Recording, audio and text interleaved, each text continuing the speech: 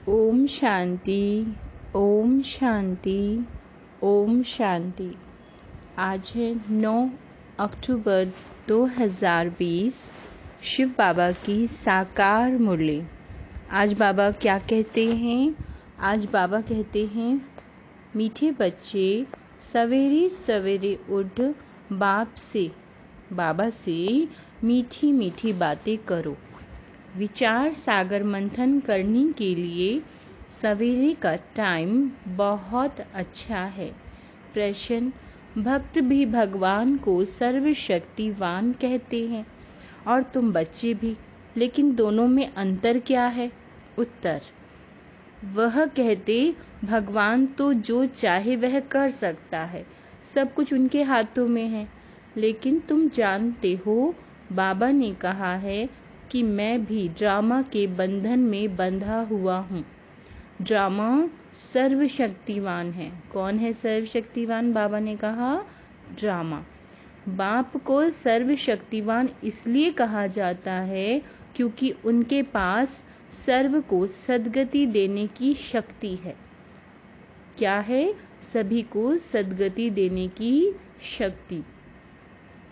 ऐसा राज्य स्थापन करता जिसे कभी कोई नहीं छीन सकता।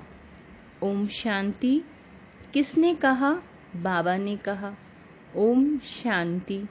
यह किसने कहा? दादा ने कहा। अब तुम बच्चों ने यह पहचाना है, ऊंची ते ऊंची ही की महिमा तो बहुत भारी है। कहते हैं सर्वशक्तिवान है तो क्या नहीं कर सकते। अब यह भक्ति मार्ग वाले तो सर्वशक्तिमान का अर्थ बहुत भारी निकालते होंगे। बाप कहते हैं ड्रामा अनुसार सब कुछ होता है। मैं कुछ भी करता नहीं हूँ, मैं भी ड्रामा के बंधन में बंधा हुआ हूँ। सिर्फ तुम बाप को याद करने से सर्वशक्तिवान बन जाते हो। पवित्र बनने से तमो प्रधान से सतो प्रधान बन जाते हो। बाप सर्वशक्तिवान है, उनको सिखलाना होता है। बच्चे मुझे याद करो तो विकर्म विनाश हो जाएंगे, फिर सर्वशक्तिवान बन विश्व पर राज्य करेंगे। शक्ति नहीं होगी तो राज्य कैसे करेंगे? शक्ति मिलती है योग से। इसलिए भारत का प्राचीन योग बहुत गाया जाता है। बाबा कहते हैं तुम बच्चे नंबरवार याद कर और खुशी में आते हो। तुम जानते हो हम आत्माएं बाप को याद करने से विश्व पर राज्य प्राप्त कर सकते हैं। क्या करने से? बाबा को याद करने से हम विश्व पे राज्य प्राप्त कर सकते हैं। कोई की ताकत नहीं जो छीन सके। ऊंचे ते ऊंच बाप की महिमा सब करते हैं, परंतु समझते कुछ भी नहीं है। एक भी मनुष्य नहीं जिसको यह पता हो कि यह नाटक है। अगर समझते हो कि नाटक है तो शुरू से अंत तक वह याद आना चाहिए, नहीं तो नाटक कहना ही रॉन्ग हो जाता है। कहते भी हैं यह नाटक है, हम पार्ट बजाने आए हैं, तो उस नाटक के आदि मध्य अंत को भी जानना चाहिए ना। यह भी कहते हैं हम ऊपर से आते हैं, तब तो वृद्धि होती रहती है ना। सतयुग में तो थोड़े मनुष्य थे, इतनी सब आत्माएं कहाँ से आई? यह कोई समझते नहीं। यह अनादि बना बनाया अविनाशी ड्रामा है जो आदि से अंत तक रिपीट होता है। तुम बाइस्कोप शुरू से अंत तक देखो, फिर दोबारा रिपीट करके अगर देखेंगे तो चक्र हो बहु रिपीट होगा, जरा भी फर्क नहीं है। अर्थात जो अब हो रहा है वो पहले भी हुआ था और आगे भी होगा। बाबा कहते हैं मीठे मीठे बच्चों को कैसे बैठ समझाते हैं बाप। कितना मीठा बाप है। बाबा आप कितने मीठे हो। बाबा बस अभी तो हम चलते हैं अपने सुख धाम में। अभी यह मालूम पड़ता है कि आत्मा पावन बन जाएगी तो दूध भी वहां पावन मिलेगा। श्रेष्ठाचारी माताएं बहुत मीठी होती हैं। समय पर बच्चों को आप ही दूध पिलाती हैं। बच्चे को रोने की दरकार नहीं होती। ऐसे ऐसे यह भी विचार सागर मंथन करना होता है। सुबह को बाबा से बातें करने से बड़ा मजा आता है। बाबा आप कितनी अच्छी युक्ति बताते हो श्रेष्ठाचारी राज्य स्थापन करने की। फिर हम श्रेष्ठाचारी माताओं की गोद में जाएंगे। अनेक बार हम ही इस नई सृष्टि में गए हैं। अभी हमारी खुशी के दिन आते हैं। यह खुशी की खुराक है, इसलिए गायन भी है। अतीन्द्रिय सुख पूछना हो तो गोप गोपियों से पूछो। अब हमको बेहद का बाप मिला है। हमको फिर से स्वर्ग का मालिक श्रेष्ठाचारी बनाते हैं।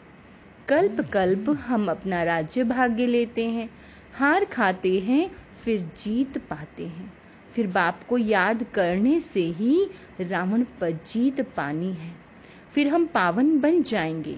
वहां लड़ाई दुख आदि का नाम नहीं है, कोई खर्चा नहीं। भक्ति मार्ग में जन्म जन्मांतर कितना खर्चा किया है, कितने धक्के खाए, कितने गुरु किए हैं। अब फिर आधा कल्प हम कोई गुरु नहीं करेंगे। शांति धाम सुख धाम जाएंगे। बाप कहते हैं तुम सुख धाम की राही हो। अब दुख धाम से सुख धाम में जाना है। वहां हमारा बाबा कैसे हमको पढ़ाते हैं, कैसे हमको पढ़ा रहे हैं। हमारा यादगार भी यहाँ है। यह भी बड़ा वंडर है। इस दिलवाड़ा मंदिर की तो अपरंपार महिमा है। अभी हम राजयोग सीखते हैं, उसका यादगार तो जरूर बनेगा ना। यह हूबहू हमारा यादगार है। बाबा मम्मा और बच्चे बैठे हैं, नीचे योग सीख रहे हैं। ऊपर में स्वर्ग की राजाई है। झाड़ में कितना क्लियर है। बाबा ने कैसे साक्षात्कार कराए, फिर चित्र बैठ बनवाए हैं। बाबा ने ही साक्षात्कार कराया और फिर करेक्ट भी किया। कितना वंडर है। सारी नई नॉलेज है। किसी को भी यह नॉलेज का पता नहीं है। बाप ही बैठ समझाते हैं। मनुष्य कितना तमो प्रधान बनते जाते हैं। मनुष्य सृष्टि बढ़ती जाती है। भक्ति भी वृद्धि को पाते पाते तमो प्रधान बनती जाती है। यहाँ अब तुम तमो प्रधान बनने का पुरुषार्थ करते हो। गीता में भी अक्षर है मन मना भव। सिर्फ यह नहीं जानते हो कि भगवान कौन है। अब तुम बच्चों को सवेरे सवेरे उठकर विचार सागर मंथन करना है कि मनुष्यों को भगवान का परिचय कैसे दे। भक्ति में भी मनुष्य सवेरे सवेरे उठ कोठी में बैठ भक्ति करते हैं। यह भी विचार सागर मंथन हुआ ना। अभी तुमको ज्ञान का तीसरा नेत्र मिलता है। बाप तीसरा नेत्र देने की कथा सुनाते हैं। इसको ही फिर तिजरी की कथा कहा जाता है। तिजरी की कथा अमर कथा। सत्यनारायण की कथा भी मशहूर है। सुनाने वाला एक ही बाप है जो फिर भक्ति मार्ग में चलती है। ज्ञान से तुम बच्चे सॉल्वेंट बनते हो। इसीलिए देवताओं को पद्मापति कहते हैं। देवताएं बहुत धनवान पद्मापति बनते हैं। कलयुग को भी देखो और सतयुग को भी देखो, रात दिन का फर्क है। सारी दुनिया की सफाई में टाइम लगता है ना। यह बेहद की दुनिया है। भारत है ही अविनाशी खंड। यह कभी प्राय लोप नहीं होता। एक ही खंड रहता है आधा कल्प। फिर और खंड इमर्ज होंगे नंबर वार। तुम बच्चों को कितना ज्ञान मिलता है। बोलो, वर्ल्ड की हिस्ट्री ज्योग्राफी कैसे चक्र लगाती है, आकर समझो। प्राचीन ऋषि मुनियों का कितना मान है, परंतु वह भी सृष्टि के आदि मध्य अंत को नहीं जानते। वह हठ योगी हैं। हाँ, बाकी उनमें पवित्रता की ताकत है जिससे भारत को थमाते हैं, नहीं तो भारत पता नहीं क्या हो जाता। मकान को पोंची आदि लगाई जाती है ना, तो शोभा होती है। भारत महान पवित्र था, अब वही पतित बना है। वहां तुम्हारा सुख भी बहुत समय चलता है, तुम्हारे पास बहुत धन रहता है। बाबा कहते हैं, तुम भारत में ही रहते थे, तुम्हारा राज्य था, कल की ही बात है। बाबा कहते हैं तुम्हारा राज्य था, कल की ही बात है। फिर बाद में अन्य धर्म आए हैं, उन्होंने आकर कुछ सुधार कर अपना नाम बाला किया। अब वह भी सब तमो प्रधान बन गए हैं। अब तुम बच्चों को कितनी खुशी होनी चाहिए। यह सब बातें नयों को नहीं सुनानी है। पहले पहले तो बाप की पहचान देनी है। बाप का नाम, रूप, देश, काल जानते हो, अर्थात बाबा का क्या नाम है, वो कैसे हैं, कहाँ रहते हैं। ऊंचे ते ऊंचे बाप का पाठ तो मशहूर होता है ना। अभी तुम जानते हो वह बाप ही हमको डायरेक्शन दे रहे हैं। तुम फिर से अपनी राजधानी स्थापन कर रहे हो। तुम बच्चे मेरे मददगार हो, तुम पवित्र बनते हो। तुम्हारे लिए पवित्र दुनिया जरूर स्थापन होनी है। तुम यह लिख सकते हो कि पुरानी दुनिया बदल रही है, फिर यह सूर्यवंशी चंद्रवंशी राज्य होगा, फिर रावण राज्य होगा। चित्रों पर समझाना बहुत मीठा लगता है। इनमें तिथि तारीख सब लिखा हुआ है। भारत का प्राचीन राजयोग माना याद से ही विकर्म विनाश होते हैं और पढ़ाई से स्टेटस मिलती है। दैवी गुण धारण करने हैं। हाँ, इतना जरूर है, माया के तूफान आएंगे। सवेरे उठकर बाबा से बात करना बहुत अच्छा है। भक्ति और ज्ञान दोनों के लिए यह टाइम अच्छा है। मीठी मीठी बातें करनी चाहिए। अभी हम श्रेष्ठाचारी दुनिया में जाएंगे। बूढ़ों के दिलों में ये रहता है ना कि हम शरीर छोड़ गर्भ में जाएंगे। बाबा कितना नशा चढ़ाते हैं। ऐसी ऐसी बातें बैठ करो तो भी तुम्हारा जमा हो जाएगा। शिव बाबा हमें नरकवासी से स्वर्गवासी बना रहे हैं। पहले पहले हम आते हैं, सारा ऑल राउंड पार्ट हमने बजाया है। अब बाबा कहते हैं, इस छीछी चोले को छोड़ दो, देह सहित सारी दुनिया को भूल जाओ। यह है बेहद का सन्यास। वहां भी तुम बूढ़े होंगे तो साक्षात्कार होगा। हम बच्चा बनते हैं, खुशी होती है।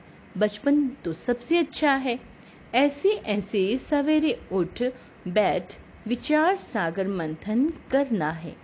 पॉइंट्स निकलेंगी तो तुमको खुशी होगी।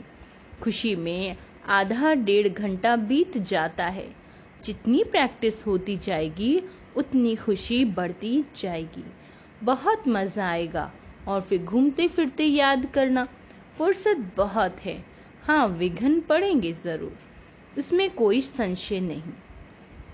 धंधे में मनुष्य को नींद नहीं आती। सुस्त लोग नींद करते हैं। तुम जितना हो सके शिव बाबा को ही याद करते रहो। तुमको बुद्धि में रहता है। शिव बाबा के लिए हम भोजन बनाते हैं, शिव बाबा के लिए हम यह करते हैं। भोजन भी शुद्धि से बनाना है। ऐसी चीज ना हो जिससे खिटपिट हो जाए।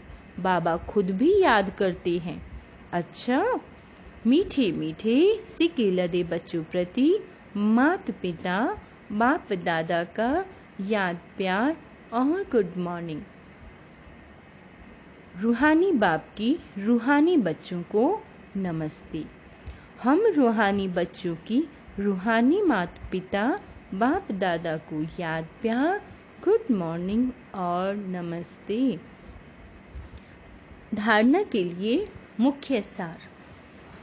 बाबा कहते हैं सवेरे सवेरे उठकर बाबा से मीठी मीठी बातें करनी है। रोज खुशी की खुराक खाते हुए अतीन्द्रिय सुख का अनुभव करना है। सतयुगी राजधानी स्थापन करने में बाप का पूरा मददगार बनने के लिए पावन बनना है। याद से ही विकर्म विनाश करने हैं। भोजन भी शुद्धि से बनाना है। वरदान।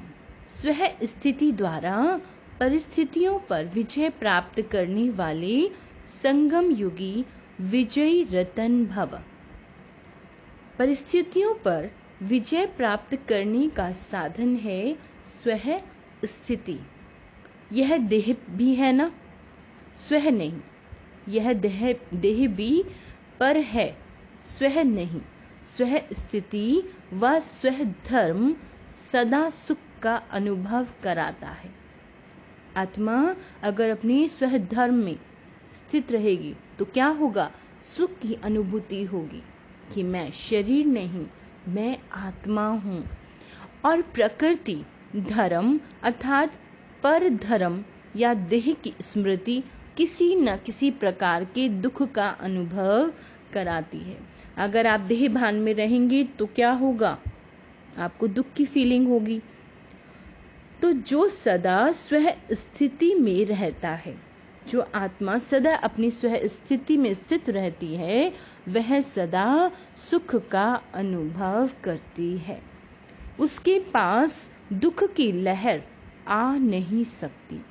वह संगम युगी विजयी, क्या है वो? विजयी रतन बन जाते हैं। स्लोगन।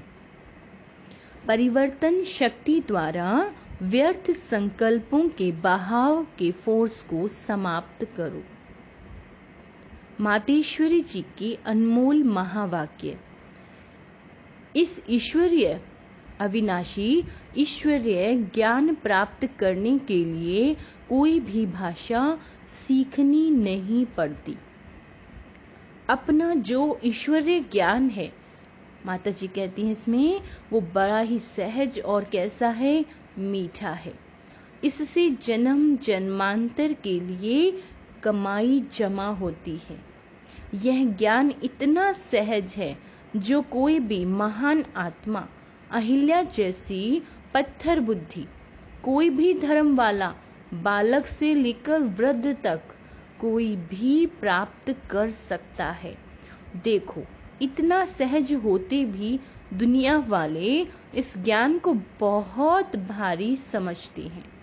कोई समझते हैं जब हम बहुत वेद शास्त्र उपनिषद पढ़कर बड़े बड़े विद्वान बने, उसके लिए फिर भाषा सीखनी पड़े, बहुत हठ योग करें तभी प्राप्ति हो सकेगी।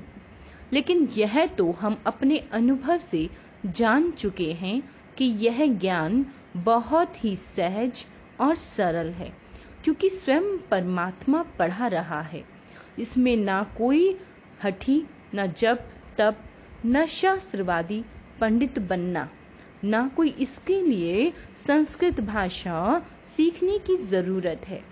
यह तो नेचुरल आत्मा को अपने परम पिता परमात्मा के साथ योग लगाना है।